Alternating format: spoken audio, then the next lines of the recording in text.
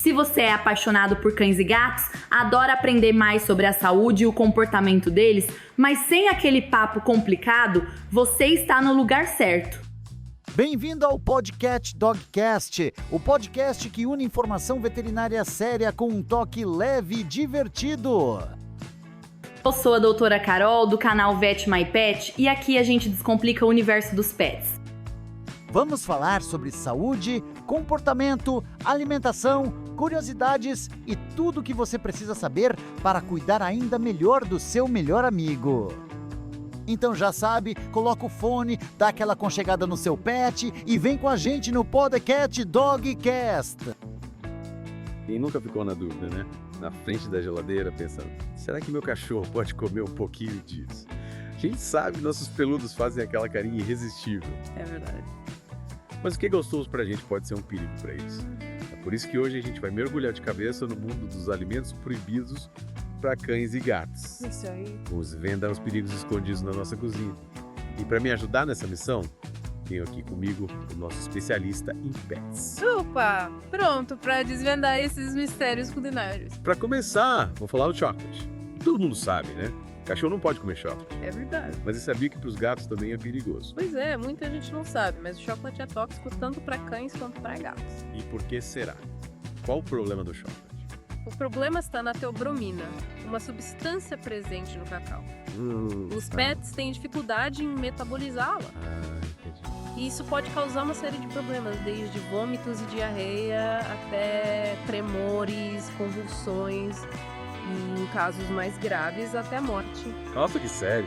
Me lembro uma vez que atendi um labrador que comeu uma caixa inteira de chocolate amargo. Nossa, coitado, foi um sufoco para estabilizar ele. O chocolate amargo e meio amargo são os mais perigosos, É mesmo? porque a concentração de teobromina é maior. Chocolate ao leite branco também são tóxicos, mas em menor grau. O importante é chocolate só para os humanos. Combinado. Chocolate longe dos nossos peludos. E já que estamos falando de alimentos do dia a dia, me conta, alho e cebola pode ou não pode? E outro grande vilão da saúde dos nossos bichinhos. Muita gente não sabe, mas alho e cebola, mesmo em pequenas quantidades, podem danificar as células vermelhas do sangue dos pets, causando anemia. É mesmo? Sim. É incrível como a gente acha que está fazendo um agrado, dando um pedacinho da comida. Pois é, Mas na verdade a gente pode estar colocando a saúde deles em risco, né? exatamente. E os sintomas dessa intoxicação por alho e cebola podem incluir fraqueza, letargia, vômito, falta de apetite e até dificuldade para respirar. Se você notar algum desses sinais no seu pet, procure o veterinário imediatamente. Então nada de temperar a comida dos pets com alho e cebola, nem um pouquinho. E por falar em alimentos que a gente nem imagina que são perigosos, me conta sobre as uvas e passas. É de cair o queixo, né? Uvas e passas podem causar insuficiência renal aguda em cães, mesmo em pequenas quantidades. Sério. Mas gente, que perigo. E quais os sintomas? Os sintomas mais comuns são vômito, diarreia, letargia, perda de apetite, aumento da sede e da urina. Se o seu cão comeu uva ou passa, corra para o veterinário. Gente, é cada descoberta. Uma frutinha tão pequena causar um problema desses. Mudando um pouco de assunto, vamos falar de álcool e cafeína. Pode ou não pode dar para os pets? De jeito nenhum. Álcool pode causar intoxicação, problemas respiratórios e, em casos graves, até levar à morte. Já a cafeína, presente no café, chá, refrigerantes e energéticos, pode causar agitação, tremores, convulsões e até problemas cardíacos. Eu lembro de um caso que atendi de um gato que teve uma convulsão depois de lamber um pouco de café que a tutora deixou na mesa. Acontece. É importante a gente ter cuidado redobrado e manter essas bebidas fora do alcance dos nossos pets. Com certeza. Esses produtos são tóxicos para eles, mesmo em pequenas quantidades. Falando em substâncias que a gente encontra em casa, me explica esse tal de xilitol. O xilitol. O que é isso e por que é perigoso para os pets? O xilitol é um adoçante artificial presente em chicletes, balas, doces e até em alguns medicamentos.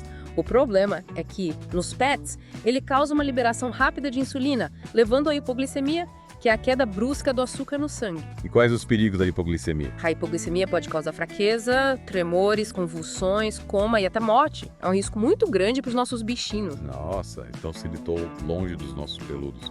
E o abacate, que tá tão na moda, pode dar para os pets. O abacate é outro alimento que divide opiniões.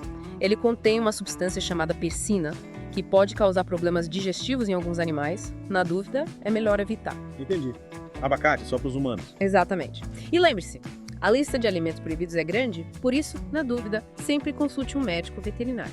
É isso aí. É melhor prevenir do que remediar. Agora, vamos dar um tempinho para nossos ouvintes digerirem todas essas informações. Voltamos em breve com a segunda parte do nosso programa, onde vamos falar sobre alimentos que podemos dar aos nossos pets sem medo. Não perca! E voltamos com a segunda parte do nosso mergulho no mundo dos alimentos.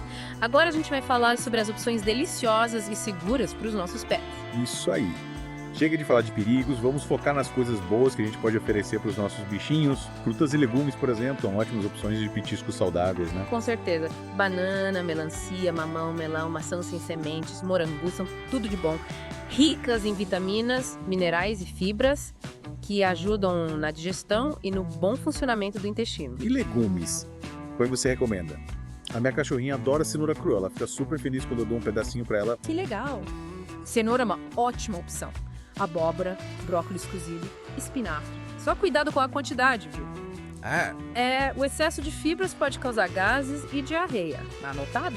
Tudo com moderação. E os ossos? Muita gente acha que é um petisco natural para os cães. Mas ouvi dizer que pode ser perigoso. É verdade. É verdade. Ossos cozidos, principalmente de aves, podem lascar e causar sérios problemas. O pé pode se engasgar, ter obstrução intestinal ou até perfurações no trato digestivo. Nossa, que perigo! Então é melhor evitar, né? A não ser que seja um osso recreativo daqueles bem grandes e duros. Isso. Os ossos recreativos são ótimos para os cães, pois ajudam a limpar os dentes, massagear gengivas e satisfazer o instinto de roer. Legal. Mas é importante supervisionar o pet enquanto ele estiver roendo o osso para evitar acidentes. E como a gente sabe qual o tamanho ideal do osso para o nosso pet? O osso deve ser grande o suficiente para que o cão não consiga engoli-lo inteiro. Evite ossos pequenos e quebradiços, que podem se partir facilmente. Entendi.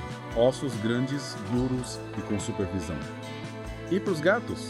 Que tipo de petisco eles gostam? Os gatos são mais exigentes, né? Mas existem petiscos específicos para eles, como sachês, patês, snacks crocante e até catnip. Catnip. É a erva do gato, ela deixa eles super relaxados e brincalhões. Catnip é muito divertido. É incrível como eles mudam de comportamento com essa erva. É verdade. Mas é importante oferecer com moderação, né? Com certeza. O excesso de catnip pode causar alguns efeitos colaterais, como vômito e diarreia. Falando em alimentação, muita gente tem dúvidas sobre a ração. É importante escolher uma ração de boa qualidade que atenda às necessidades do pet, né? Sem dúvida. A ração é a base da alimentação da maioria dos pets, então a qualidade é fundamental. E como a gente sabe qual a melhor ração? Tem tanta opção no mercado. Realmente, a variedade é enorme. Mas alguns pontos importantes para observar são a idade do seu pet, o porte e o nível de atividade física. Nada de dar ração de adulto para filhote ou ração de gato para cachorro, viu? Claro, cada um com sua ração específica. E a composição da ração também é importante, né? Com certeza. Priorize rações com ingredientes naturais, proteínas de alta qualidade, sem corantes, aromatizantes ou conservantes artificiais. Faz sentido. É a mesma regra que a gente usa para nossa alimentação. Quanto mais natural, melhor. E a quantidade de ração? Como a gente sabe quanto dá? O ideal é seguir as recomendações do fabricante, que geralmente estão na embalagem da ração. Mas lembre-se de ajustar a quantidade de acordo com o peso, a idade e o nível de atividade física do seu pet. E sempre com a orientação do médico veterinário. A gente precisa ficar atento à obesidade, né? É um problema cada vez mais comum entre os pets. Verdade. A obesidade pode levar a uma série de problemas de saúde, como diabetes, doenças cardíacas, problemas articulares e respiratórios. Por isso, é fundamental controlar a quantidade de comida, oferecer uma alimentação balanceada e estimular a prática de exercícios físicos. Nada de deixar o pet só no sofá.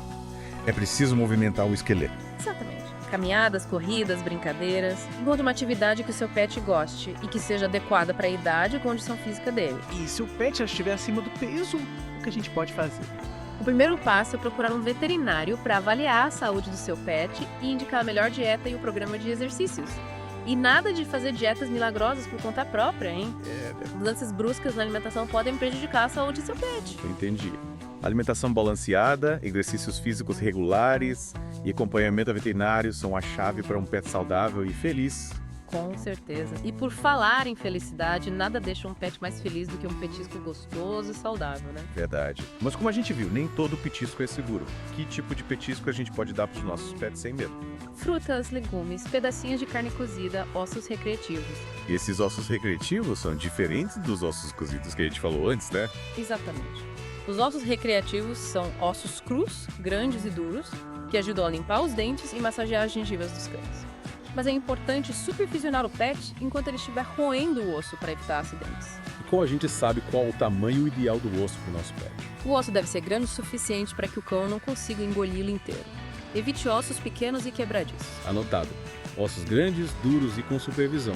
E para os gatos? Que tipo de petisco eles gostam? Os gatos são mais exigentes, né? Mas existem petiscos específicos para eles, como sachês, patês, snacks crocantes e até catnip, que é uma erva que deixa eles super relaxados. Adoro catnip, é muito engraçado ver os gatos brincando com ele. É super divertido. Mas é importante oferecer o catnip com moderação, pois o excesso pode causar alguns efeitos colaterais, como vômito e diarreia. Tudo em excesso faz mal, né? E por falar em excesso, a gente já viu que a obesidade é um problema sério para os pets. Mas e a falta de apetite?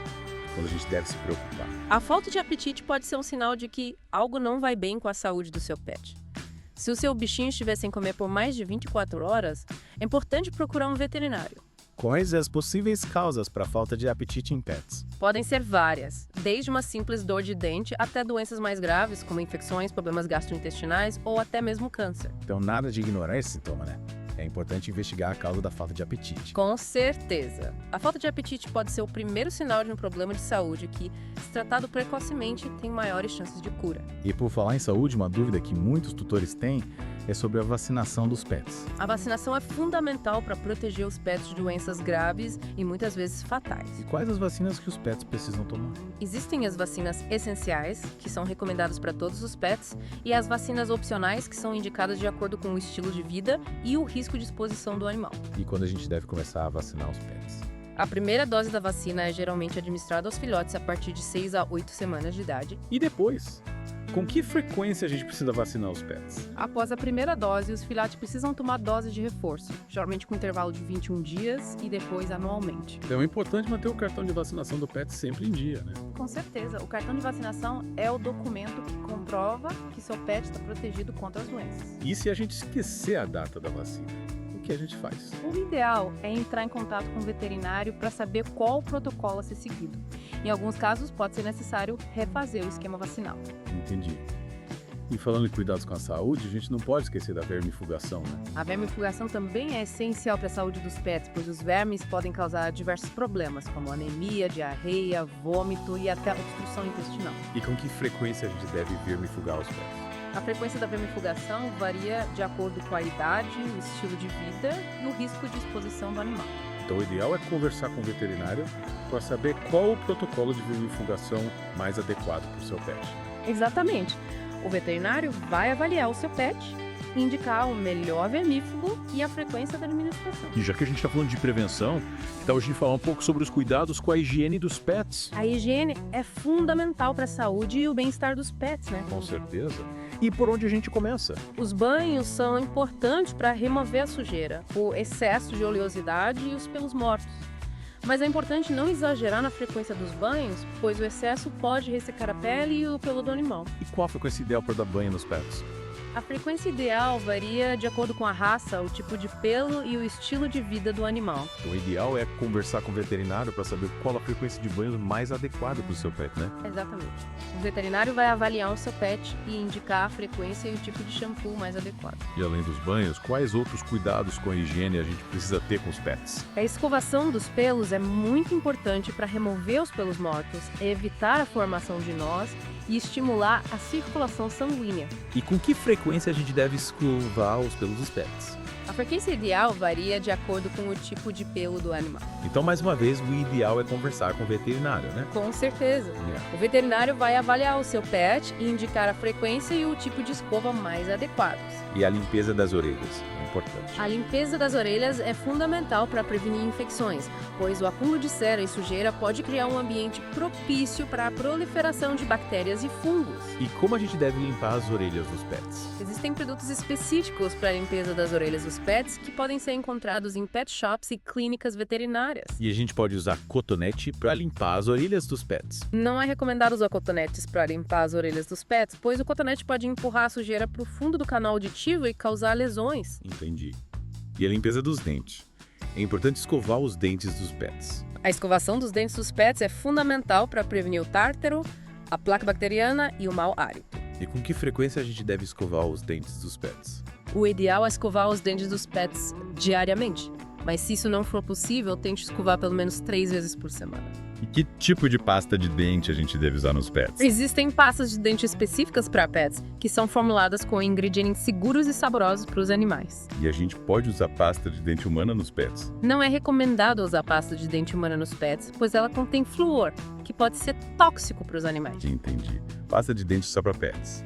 E para finalizar os cuidados com higiene, a gente não pode esquecer das unhas, né? As unhas dos pets precisam ser cortadas regularmente para evitar que elas cresçam demais e causem desconforto ou orelhões. E com que frequência a gente deve cortar as unhas dos pets? A frequência ideal varia de acordo com a raça e o estilo de vida do animal. Então o ideal é conversar com o veterinário para saber qual a frequência de corte de unhas mais adequada para o seu pet. Exatamente.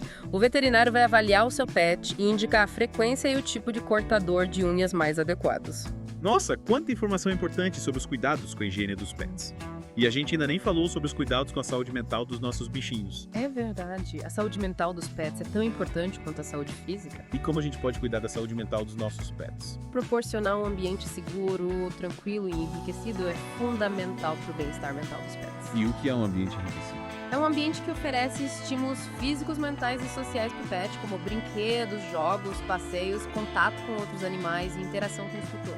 Então nada de deixar o pet sozinho o dia inteiro. É importante dedicar tempo para brincar, passear e interagir com o seu pet. E se o pet apresentar sinais de ansiedade, estresse ou depressão? O que a gente deve fazer? É importante procurar um veterinário especialista em comportamento animal para avaliar o seu pet e indicar o tratamento mais adequado. A saúde mental dos pets é um assunto sério e precisa ser levado a sério. Com certeza. E com essas dicas valiosas sobre os cuidados com a higiene e a saúde mental dos pets, a gente encerra o nosso segundo bloco. Mas não vá muito longe, porque já a gente volta para o nosso terceiro e último bloco, com mais dicas e informações importantes para você cuidar do seu pet com todo o amor e carinho que ele merece. E voltamos com a última parte do nosso Vet My Pet. Hoje a gente se aventurou no mundo dos alimentos, né? Vimos o que pode ser um perigo para os nossos bichinhos e também as opções mais saudáveis e gostosas. É verdade. Falamos sobre frutas, legumes, ossos recreativos, ração de qualidade e muito mais. Mas é sempre bom lembrar. Consulte um médico veterinário para ter certeza de que você está oferecendo a melhor alimentação para o seu pet. Isso aí. Cada pet é único e tem as suas necessidades. E falando em cuidados importantes, não podemos esquecer das vacinas e da vermifugação, né? É fundamental. Vacinação protege os pets de doenças graves, às vezes até fatais. E a vermifugação também é super importante, porque, como vimos, os vermes podem causar vários problemas de saúde. É importante seguir direitinho o protocolo de vacinação e vermifugação recomendado pelo veterinário. Exatamente. Eles são os profissionais mais indicados para avaliar a saúde do seu pet e indicar o melhor tratamento. Sem dúvida.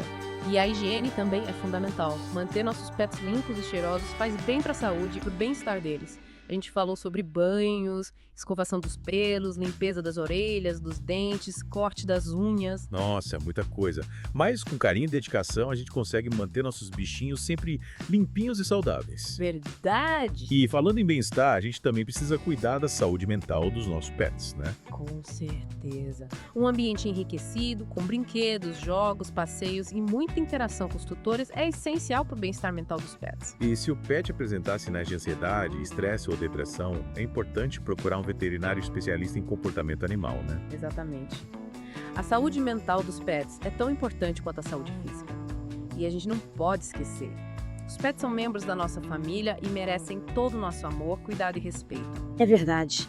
A vida é muito mais feliz com a companhia dos nossos bichinhos de estimação. Eles nos ensinam tanto sobre amor incondicional, lealdade e alegria de viver. Com certeza. E a gente aprende com eles a cada dia. Bom, pessoal, por hoje é só. Espero que vocês tenham gostado do nosso programa e que as dicas tenham sido úteis para vocês cuidarem dos seus pets com ainda mais amor e carinho. Um grande abraço a todos os pets e aos seus humanos. Até a próxima.